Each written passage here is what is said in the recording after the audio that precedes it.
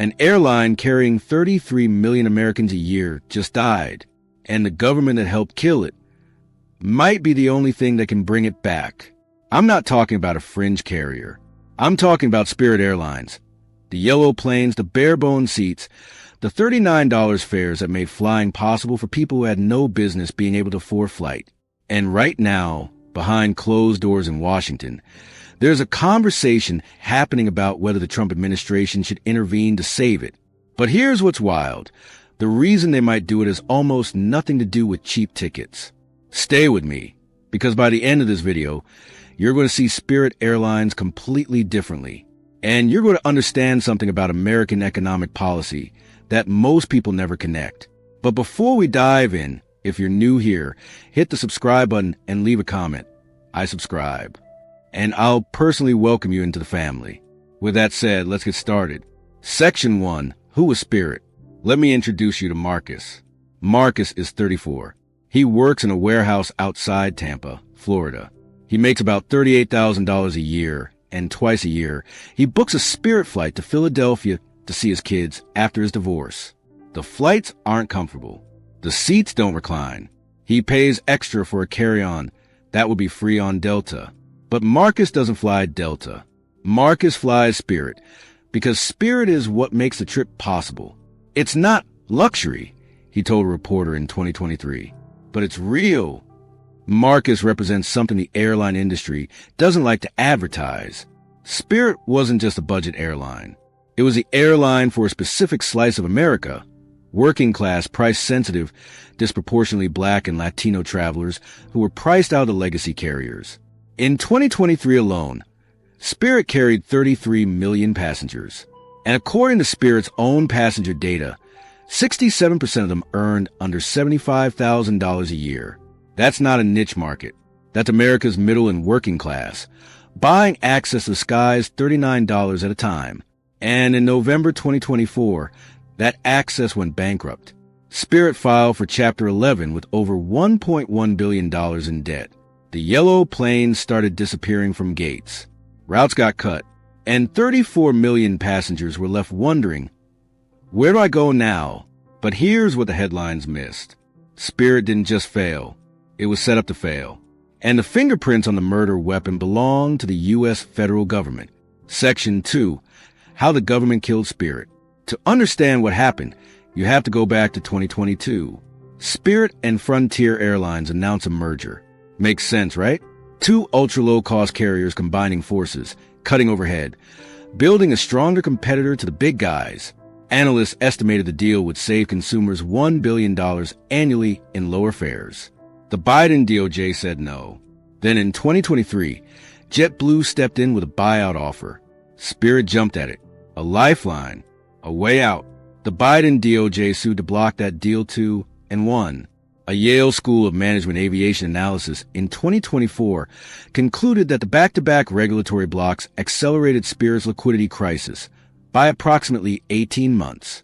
In plain English, the government didn't just fail to save Spirit. It kicked away both ladders while Spirit was drowning. Now, enter the Trump administration. Trump's DOJ and Department of Transportation have signaled loudly that they are done with the aggressive anti-merger stance of the Biden years. They believe consolidation can create stronger, more competitive carriers. And suddenly, the same Spirit Airlines that got blocked twice is sitting in bankruptcy court with potential suitors circling again. That's when things got very interesting.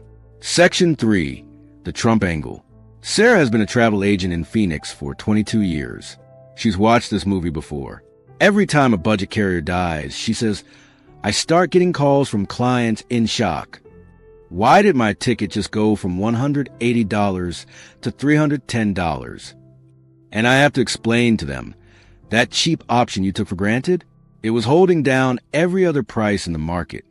Sarah is describing something economists call a competitive suppression effect, and it's very real.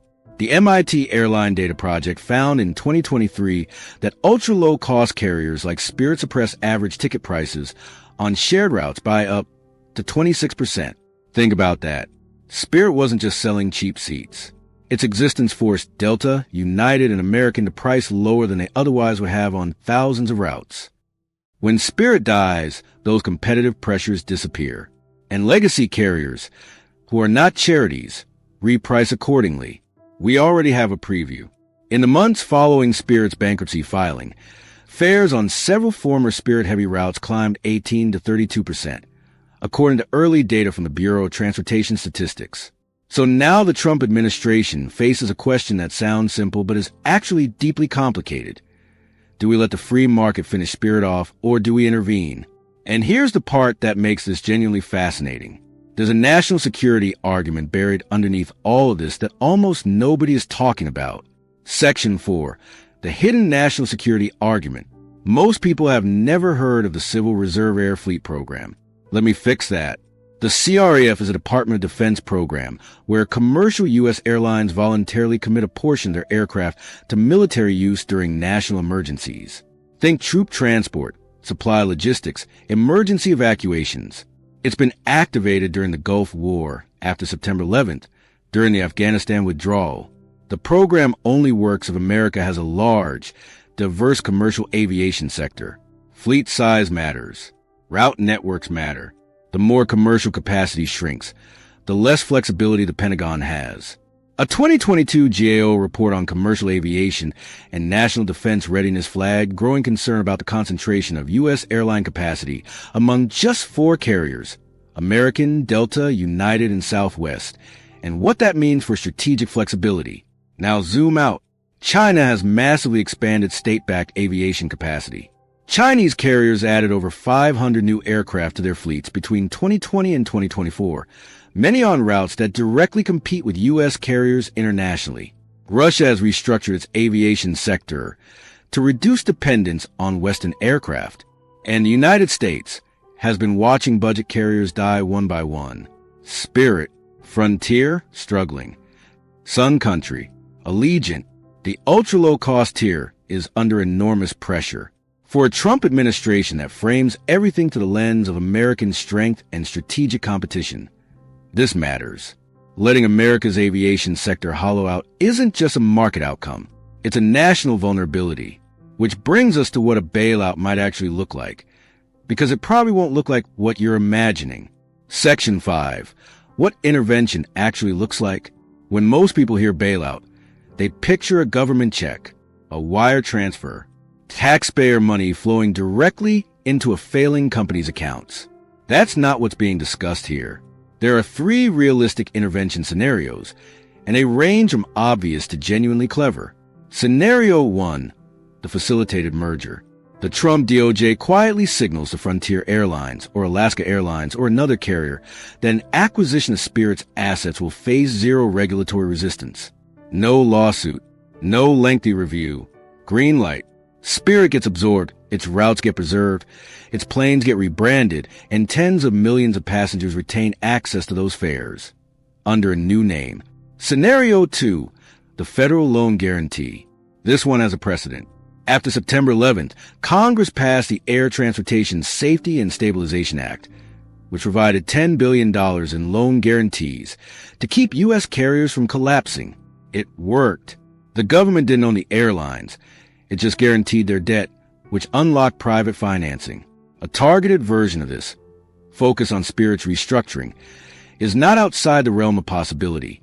Scenario 3, the route protection mandate. The DOT has authority to mandate minimum service levels on certain routes, particularly to smaller communities that lack alternatives. If Spirit's key underserved routes get picked up by larger carriers under a government mandate, the effect is the same as saving Spirit, even if Spirit itself disappears. Denise is 61. She's a retired nurse from Detroit. In 2008, when ATA Airlines collapsed, Detroit lost nearly 40% of its affordable air connections almost overnight. My sister couldn't afford to fly home when our mother was dying. Denise told me quietly. The cheap flights were just gone, and the other carriers didn't fill in. They just raised their prices and called it a day. Detroit is not unique. 72 U.S. airports are currently served exclusively or primarily by ultra-low-cost carriers. These aren't major hubs. These are Myrtle Beach, Akron, Des Moines, Plattsburgh. Places where Spirit wasn't just the cheapest option. It was the only practical option. And here's the number that should stop you cold. Section 6. The number nobody's talking about. Oxford Economics published research in 2023 calculating that each lost direct air route costs a mid-sized American city an average of $1.3 million annually in lost economic activity. Tourism dollars that don't arrive, business trips that get canceled, conferences that move, families that don't visit. James is 44. He owns a small hospitality business in Myrtle Beach, South Carolina. Spirit is the only direct flight we have connecting us to New York City, he said. You lose that route. You lose the New Yorkers who do long weekends down here. That's not a small thing. That's the engine of this local economy. Multiply James's situation by 72 airports. Multiply that by $1.3 million per route. And suddenly you're not talking about a niche airline bankruptcy. You're talking about a distributed economic shock hitting working-class communities across the entire country. Communities that, by the way, voted overwhelmingly for Donald Trump in 2024. That last part is not accidental. It is, in fact, the entire political calculation. Section 7, the political incentive. Let's be honest about something. Governments don't just do things because they're the right thing to do. They do things because they're politically useful. And saving Spirit Airlines, or more precisely, saving the service that Spirit provided, is extraordinarily politically useful for the Trump administration. Spirit's core customer is, as we've established, a working-class American earning under $75,000 a year. That is exactly the demographic coalition that delivered Trump his 2024 victory. These are the voters in Rust Belt cities, Sun Belt suburbs, and rural communities who powered a historic realignment. The Brookings Institution has documented what they call the stratification of aviation access, the growing divide between high-income Americans for whom flying is routine and lower-income Americans for whom it is increasingly unaffordable. Ultra-low-cost carriers like Spirit were the primary equalizer in that divide. Trump positioning himself as the president who kept flying affordable for working Americans against a Biden DOJ that killed the mergers that could have saved Spirit is an extraordinarily clean political narrative. Protect the cheap flights. Punish the regulatory overreach. When the news cycle. But here's the twist. The most powerful move available to the Trump administration isn't spending a single dollar. Section 8, the twist ending. The irony at the heart of this entire story is breathtaking once you see it. Spirit Airlines may be saved, not by a government bailout, but by government getting out of the way. The Biden administration's aggressive antitrust posture killed 2 mergers that could have rescued Spirit. The Trump administration's deregulatory instincts could approve a 3rd. 1 signature from a DOJ official. 1 cleared merger. 1 new owner takes Spirit's routes, Spirit's gates, Spirit's aircraft, and rebrands them. The government spends nothing. The taxpayer risks nothing. And 33 million working-class American passengers keep their cheap flights under a new name on the same yellow-adjacent planes, heading to the same 72 cities that needed them. It would be, in a very real sense, the most ideologically consistent intervention possible. A conservative administration undoing government interference rather than adding new government spending. And yet it would achieve the same outcome as a classic bailout. The service survives. The routes survive. The working class access to air travel survives. Think about Marcus in Tampa, booking that flight to Philadelphia to see his kids. Think about Sarah in Phoenix, watching the ticket prices spike every time a budget carrier dies. Think about Denise in Detroit, whose family couldn't afford to say goodbye. Think about James in Myrtle Beach, whose economy lives and dies on that New York connection. They're not asking for a handout. They're not asking for luxury. They're asking for the system to function, for the government to stop removing the ladders that let ordinary people reach the plane door. Whether the Trump administration actually follows through, whether the political will matches the political incentive, remains to be seen. But one thing is clear. This was never just about an airline. So here's what we want to know from you.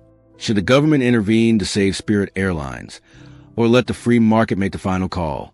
Should the government intervene to save Spirit Airlines, or let the free market make the final call? Because how you answer that question reveals something deeper. Who do you think America's economy is actually built for? Is it built for the traveler who can afford to absorb a $200 price hike without blinking? Or is it built for Marcus and Denise and James, the people for whom $39 wasn't a bargain? It was a difference. Drop your answer in the comments. We read every single one. And if this video changed how you think about airline policy, budget travel, or who really controls your access to skies, share it with someone who needs to see it. Because this conversation is just getting started.